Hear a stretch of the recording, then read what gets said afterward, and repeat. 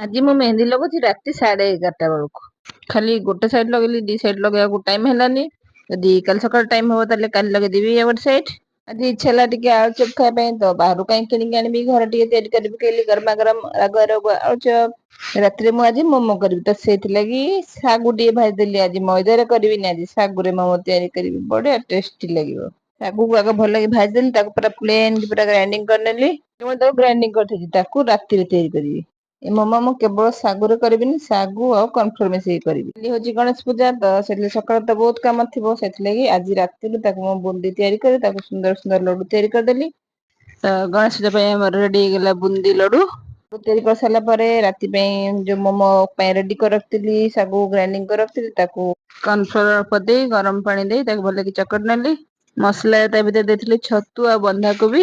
Ready ହେଇଗଲା ଆମର ଶାଗୁ ମୋମୋ। ପୁଅ ତ ଖାଉଛି, ଉପରକୁ ଟିକେ ବି ଚାହୁଁନି।